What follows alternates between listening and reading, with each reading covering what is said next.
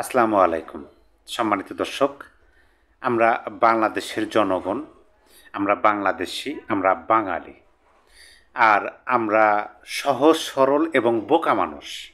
বোকা শব্দটা না বললেও চলবে, এই জন্য যে আমরা ততক্ষণ পর্যন্ত বোকা থাকি যতক্ষণ পর্যন্ত আমাদের ঘাড়ে এসে সেই সমস্যা না পড়ে। যখন আমরা দেখতেছি যে আমাদের পাশের মানুষ একজন সমস্যায় পড়ছে, আমাদের আত্মস্বজনের মধ্যে একজন সমস্যায় পড়ছে, অথবা আমাদের রাষ্ট্রটাই একটা সমস্যার মধ্যে পড়ে গেছে, তারপর আমরা বোকায় থাকি। যখন সেই সমস্যাটা আমার নিজের ঘাড়ে এসে পড়ে তখন কিন্তু আমরা বোকা থাকি না, আমরা চালাক হয়ে যাই। সেজন্য বলা হয় যে বাঙালিরা নিজেদের স্বার্থ খুব ভালোভাবেই বোঝে, কিন্তু তারা বোকা। যাই হোক, সেই বিষয়ে আলোচনা করব না। তবে আমরা যে সহজ সরল মানুষ, এটা কিন্তু সত্য কথা। আর আরেকটা বিষয় হলো যে সহজ সরল মানুষ যারা, তাদেরকে কিন্তু ভুল বোঝানো খুবই সহজ।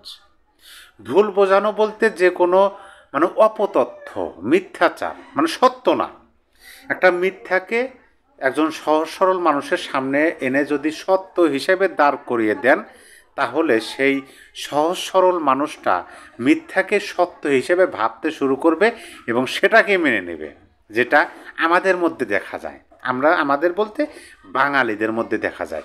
এই কথাগুলো আপনাদেরকে এই জন্য বললাম। দেখেন, 2024 সালের 5ই আগস্ট আওয়ামী লীগ সরকার ক্ষমতাচ্যুত হয়েছে। তার আগে আওয়ামী লীগের নামে আওয়ামী সভানেত্রী, তখনকার সময়ের প্রধানমন্ত্রীর নামে যে সমস্ত মিথ্যাচার প্রোপাগান্ডা ছড়ানো হইতো, তখন কিন্তু আমরা এই বিষয়গুলো ভেবেই দেখতাম না। কোনোভাবে আমরা আমাদের ব্রেনে নিতাম না যে আদৌ এই তথ্যগুলো কি সত্য, এই তথ্যগুলো কি মিথ্যা। আমরা যাচাই বাছাই করতাম না, আমরা সত্য হিসেবে ধরে নিতাম। কিন্তু ওই যে আমি প্রথমে বললাম, যখন আমরা দেখতেছি যে ওই যে মিথ্যাচার করে একটা পরিস্থিতি ঘোলাটে করা, এবং সেই পরিস্থিতি ঘোলাটের মধ্য দিয়ে রাষ্ট্র একটা সমস্যার মধ্যে পড়ে গেছে, এবং সেইটা ধীরে ধীরে 15 মাস পরে এসে যখন আমরা দেখতেছি যে সেই সমস্যাটা আমাদের ঘাড়ে এসে পড়তেছে, তখন আমরা ওই যে সহজ সরল এবং বোকার কাতারে থেকে চালাক হওয়া শুরু করছি।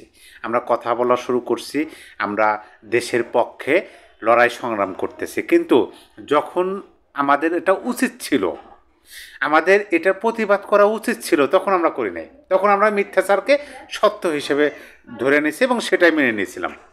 যাই হোক, এই কথাগুলো এই জন্য আপনাদেরকে বললাম। দেখেন, আমি আমার এই ভিডিওর শিরোনাম হিসেবে যেটা ব্যবহার করছি যে এখন পুরো বাংলাদেশে আওয়ামী লীগ হয়ে গেছে। যেভাবে আওয়ামী লীগ হলো, এই বিষয়টা আলোচনা করব। এক নম্বর যে পুরো বাংলাদেশটাই আওয়ামী লীগ হয়ে গেছে, এখন যেভাবে আওয়ামী লীগ হলো সে বিষয়ে আলোচনা করব, তথ্যপাত্য প্রমাণ সহ আমি নিউজ এবং ভিডিও সহকারে আপনাদের সামনে তুলে ধরব। আশা করি ভিডিওটা দেখবেন মনোযোগ সহকারে। আমি প্রথম যে নিউজটা আপনাদেরকে শোনাই, বঙ্গবীর কাদের সিদ্দিকী তিনি বলছেন, শেখ হাসিনা ইউনূসকে আমার আগে চিনেছেন। তার বক্তব্যটা হয়তো বা আপনারা শুনছেন। বলছেন যে শেখ হাসিনাকে তিনি ধন্যবাদ দিচ্ছেন, একবার নয় 3বার ধন্যবাদ দিচ্ছেন, এই জন্য যে এই সারা বাংলাদেশের প্রতিটা মানুষের আগে সর্বপ্রথম ডক্টর ইউনূসকে চিনতে পেরেছিলেন শেখ হাসিনা, এই জন্য তাকে ধন্যবাদ দিচ্ছেন। এই যে নিউজটা, এই নিউজটা দ্বারা কি বুঝি, বঙ্গবন্ধু কিন্তু, বঙ্গবীর কাদের সিদ্দিকী কিন্তু শেখ হাসিনার সমালোচক ছিলেন, একবারে উচ্চ লেভেলের সমালোচক ছিলেন। এটা কিন্তু আমরা সবাই জানি। তারপরে তিনি 15ই নভেম্বর বঙ্গবীর আবার বললেন, জয় বাংলা বলায় কাউকে গ্রেপ্তার করলে আমাকে প্রথমে করেন। এই কথা বলার পরেই তিনি বললেন যে আমাকে গ্রেপ্তার করবেন জয় বাংলার বলার পরিপ্রেক্ষিতে করেন। জয় বাংলা বলার কারণে যদি কাউকে গ্রেপ্তার করতে হয়, তাহলে সর্বপ্রথম আমাকে করেন, আপনি দেখব যে আপনার জেলখানায় কত মানুষ আটে। এ কথা কিন্তু বললেন। আচ্ছা, বঙ্গবীর কাদের সিদ্দিকীর বক্তব্য দুটো আমরা প্রথমে বললাম, মনে রাখেন। ধানমন্ডি 32 নম্বরে 13ই নভেম্বর, দেখেন বঙ্গবীর 15ই নভেম্বর অর্থাৎ 13ই নভেম্বরের 2 দিন পরে বক্তব্যটা দিচ্ছেন। আর 13ই নভেম্বর যে ঘটনাটা ঘটছে, ধানমন্ডির 32 নম্বর থেকে ছাত্রলীগ সন্দেহে ক্লাস 9-এ পড়া এক শিক্ষার্থীকে গ্রেপ্তার করছিল বর্তমানে ইউনূস সরকার। গ্রেপ্তার করার পরে যখন দেখতেছে না, তারা তো কাজটা ঠিক করে নাই, তারা তো একটা অন্যায় কাজ করছে। নবম শ্রেণীতে পড়ে একজন শিক্ষার্থী কিশোর, তাকে গ্রেপ্তার করছে ছাত্রলীগ নামে, তাকে মুসলিমকে নিয়ে ছেড়ে দিচ্ছে। মুসলিমকে নিয়ে ছেড়ে দেওয়ার পরে সেই কিশোর তিনি যে বক্তব্যটা দিচ্ছেন রীতিমতো ভাইরাল হয়ে গেছে। তিনি স্পষ্ট ভাষায় বলছেন, আমি যদি কোট আনকোট করে আপনাদেরকে একটু পড়ে শোনাই। তার নাম হলো নিজন আমিন খান। সেই কিশোরের ভিডিও আপনাদেরকে আমি দেখাবো। তিনি বলছেন, আমাকে মুচলেকা দিতে হয়েছে, বলা হয়েছে আমাকে যদি আবার ধানমন্ডিতে দেখে তাহলে আমাকে আবার গ্রেপ্তার করা হবে। তিনি আরও বলেন, ইনশাল্লাহ আমি আবারও ধানমন্ডিতে যাব এবং এই ঐতিহাসিক পোড়া বাড়ি একদিন বাংলার এক তীর্থস্থান হিসেবে পরিচিত হবে, এটাই আমার আশা। নিজন আহমেদ খান তিনি বলতেছেন, নিজন আমিন খান, যে তিনি যে ধানমন্ডির 32 নম্বরে গেছিলেন, কী জন্য গেছিলেন? তিনি ধানমন্ডির একটা 32 নম্বর বাড়ির একটা পোড়া ইট তার ব্যাগে সংরক্ষণ করছেন। তার ব্যাগে 2টা বই ছিল, একটা বঙ্গবন্ধুর অসমাপ্ত আত্মজীবনীর বই আর একটা হলো মুক্তিযুদ্ধের বই। এখন তার ব্যাগে এই মুক্তিযুদ্ধের বই থাকলো কেন? বঙ্গবন্ধুর অসমাপ্ত আত্মজীবনী থাকলো কেন? ধানমন্ডির 32 নম্বরে একটা পোড়া ছোট্ট ইটের টুকরা থাকলো কেন? এটাই তার অপরাধ। এর জন্যই তাকে গ্রেপ্তার করে নিয়ে যাওয়া হয়েছিল। আচ্ছা, আমি কথা মানে তার বিষয়ে আরও কথা আছে, সেটা পরে বলি। আপনারা এই নিজন আমিন খানের সেই ভিডিওটাই দেখুন তার ভিডিও। আমাকে মুসলেকা দিতে হয়েছে এবং আমাকে আসার সময় সেখান থেকে বলা হয়েছে যে আমাকে যদি আবার ধানমন্ডিতে দেখে তাহলে আমাকে আবার গ্রেফতার করা হবে। ইনশাআল্লাহ আমি আবার ধানমন্ডি যাব এবং এই ঐতিহাসিক পোড়া বাড়ি একদিন বাংলার এক তীর্থস্থান হিসেবে পরিচিত হবে, এটাই আমার আশা। এখানে নতুন করে আর বলার কিছু নাই। তিনি স্পষ্ট ভাষায় বলছেন এবং এটা নিয়ে নিউজ হয়েছে, পত্রিকা হয়েছে, সারা বাংলাদেশ তোলপাড়। এত ছোট্ট একটা নিরপরাধ কিশোরকে গ্রেপ্তার করা ইউনূস সরকারের জন্য কতটুকু ভবিষ্যতে খারাপই হবে সেটা ভবিষ্যতে বলে দেবে। এখন আসেন আমার মূল পয়েন্টে।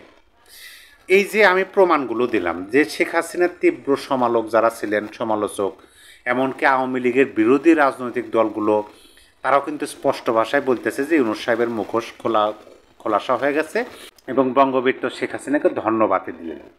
আর এই যে কিশোরের গ্রেপ্তার, এই গ্রেপ্তার থেকে কিন্তু আমরা স্পষ্টভাবে বুঝতে পারলাম যে একদম প্রবীণ মানুষ থেকে নবীন পর্যন্ত, মানে নবীন থেকে প্রবীণ, শিশু থেকে বৃদ্ধ, সকলেই আওয়ামী লীগের পক্ষে কথা বলতেছে।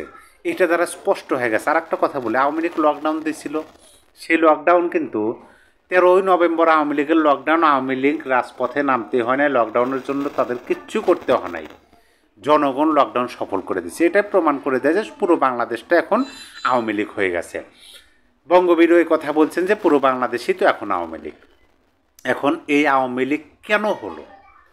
যে কারণে হলো, সে কারণটা হলো যে দেখেন, আওয়ামী লীগ ক্ষমতায় থাকাকালীন তারা বয়ান দিচ্ছেন, বক্তব্য দিচ্ছেন যে এই বাংলাদেশকে রক্ষা করা, বাংলাদেশের স্বাধীনতা রক্ষা করা, বাংলাদেশের সংবিধানকে রক্ষা করা, সার্বভৌমত্ব, সকল কিছু আওয়ামী লীগই করে থাকেন। এবং আওয়ামী লীগ না থাকলে স্বাধীনতা বিপন্নে পড়বে, আওয়ামী লীগ না থাকলে মুক্তিযুদ্ধ এবং বাংলাদেশটাই বিপন্নে পড়ে যাবে। এই ধরনের বক্তব্য তারা দিচ্ছেন ক্ষমতায় থাকাকালীন। যখন দেশের মানুষ 5ই আগস্ট আওয়ামী লীগ সরকার ক্ষমতাচ্যুত হওয়ার পরে দেখতে পেল যে না, আওয়ামী লীগের বক্তব্যগুলো সঠিক বক্তব্য তারা দিয়েছিলেন। প্রকৃতপক্ষে আওয়ামী লীগবিহীন এই বাংলাদেশ সংবিধান, মুক্তিযুদ্ধ, মুক্তিযোদ্ধা, স্বাধীনতা সকল কিছুই বিপন্নে পড়ে যায়, বিপদের মুখে পড়ে যায়। সকল কিছু ধূলিসাৎ করার চেষ্টা করা হয়, সকল কিছুই মানে একটা কি বলে চক্রান্ত হিসেবে পরিচয় করে দেওয়ার চেষ্টা করা হয়। এই বিষয়গুলো যখন বাংলাদেশের মানুষ দেখতেছে তখন অটোমেটিক মনের ভেতর থেকে আওয়ামী লীগের প্রতি টান চলে আসতেছে।